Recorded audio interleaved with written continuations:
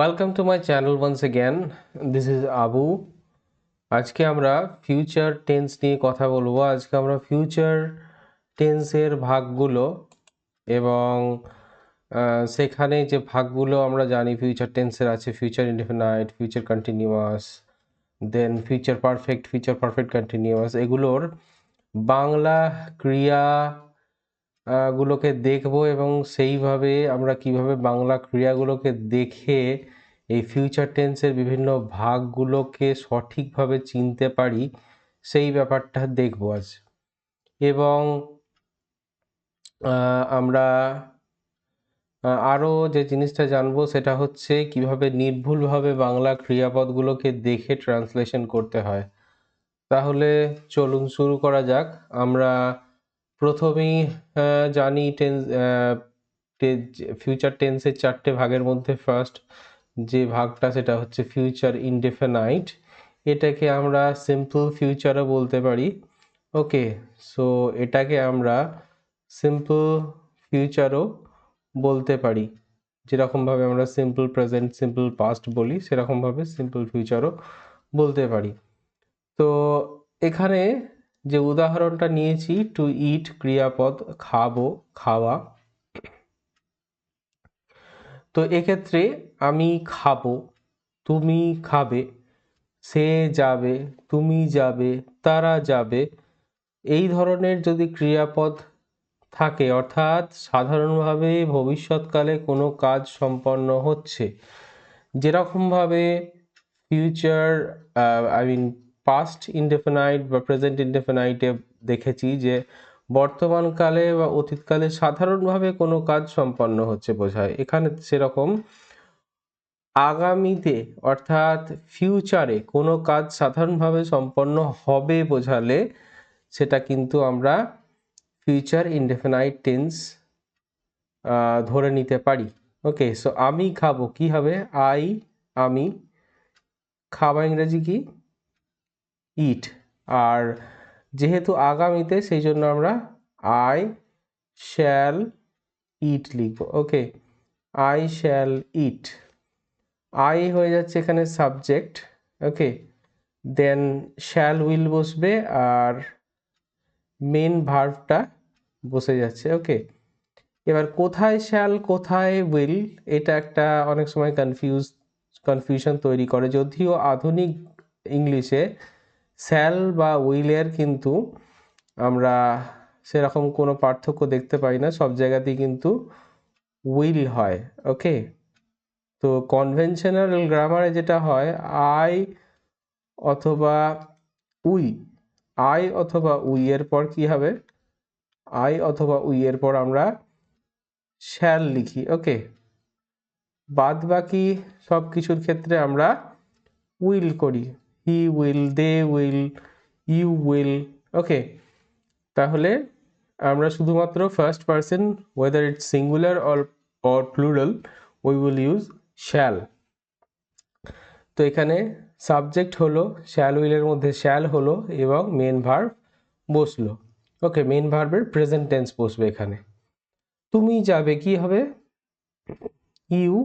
এখানে শ্যাল আর বসবে না, আমরা জানি ইউ উইল গো। তুমি যাবে, ইউ এখানে সাবজেক্ট, উইল হচ্ছে ভার্ব, উইল হচ্ছে শ্যাল উইল, এগুলো হচ্ছে auxiliary verb, and then we have main verb. Okay, then we have future continuous, অর্থাৎ আগামীতে কোনো কাজ চলতে থাকবে বোঝালে। ঠিক আছে, আমি খেতে থাকবো, তুমি খেতে থাকবে, তারা খেতে থাকবে, হ্যাঁ, সে যেতে থাকবে, এরকম যদি বোঝায়, এরকম যদি বাংলাতে আমরা দেখি, সেক্ষেত্রে কি হবে? ফিউচার কন্টিনিউয়াস টেন্স হবে। তাহলে আমি খেতে থাকবো, এটাকে যদি আমি ইংলিশে ট্রান্সলেট করি কি হবে? আই, তারপরে আমরা জানি শ্যাল বসবে, আই শ্যাল। এই যে খেতে থাকবো, এই জন্য কন্টিনিউয়াস করার জন্য তারপর একটা বি যোগ করব আমরা। বি ভার্ব আমরা জানি এটা হেল্পিং ভার্ব, সরাসরি বিটাই বসে যাবে এখানে। I shall be going. Okay, I shall be going, আমি যেতে থাকবো। তারপরে তুমি যেতে থাকবে, আমি খেতে থাকবো, আই শ্যাল বি ইটিং হবে। ওকে, ইটিং, এখানে খেতে থাকবো আছে, EATING।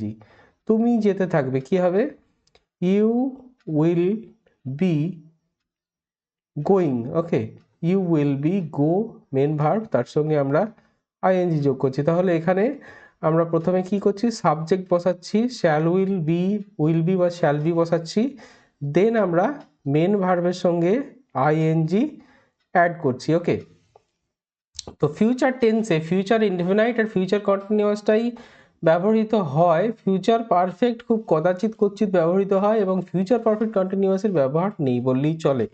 আমরা কিন্তু সাধারণভাবে এগুলোর ব্যবহার করি না সচরাচর।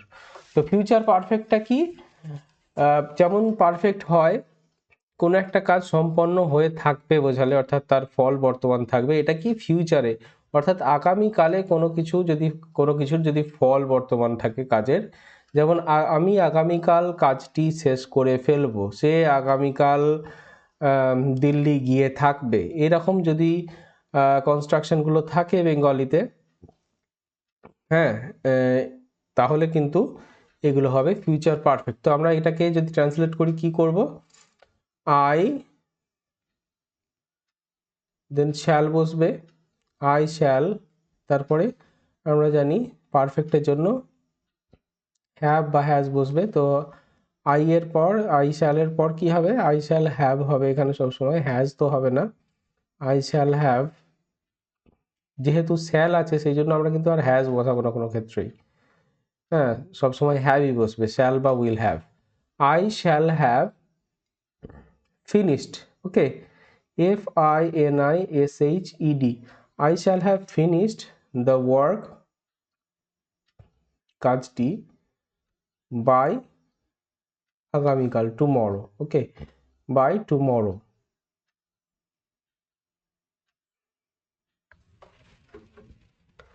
I shall have finished the work by tomorrow, এখানে সাবজেক্ট বসালাম, শ্যাল হ্যাভ বা উইল হ্যাভ বসে যাবে, আর কি হলো, মেন ভার্বের আমরা জানি থার্ড ফর্ম, 3 নম্বর ফর্মটা হলো, তারপর যা আদার্স যা রেস্ট সেগুলো বসে গেল, the work by tomorrow. Okay, now we have the last one which is not use that much in our day to day life, যেটা একবারই ব্যবহার নেই বললেই চলে, শুধুমাত্র টেন্স জানার স্বার্থেই আমরা এটাকে দেখব, কি সেটা ফিউচার পারফেক্ট কন্টিনিউয়াস টেন্স।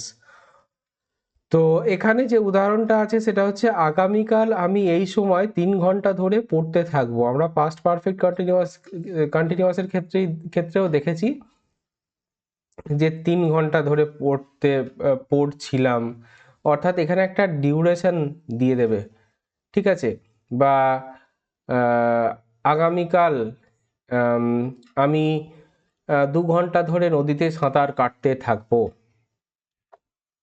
এইরকম যদি কনস্ট্রাকশনগুলো থাকে তাহলে আমরা সেগুলো কি হবে, ফিউচার পারফেক্ট কন্টিনিউয়াস হবে। তো এই ক্ষেত্রে আমরা অনুবাদ করব এটাকে কিরকম ভাবে, আমি ফার্স্ট আই লিখব, I shall have, then perfect continuous, এই জন্য আই শ্যাল হ্যাভ বিন বসবে, I shall have been, read পড়া, তার সঙ্গে ING, I shall have been reading, হ্যাঁ, ফর ক ঘন্টা, ফর 3 hours,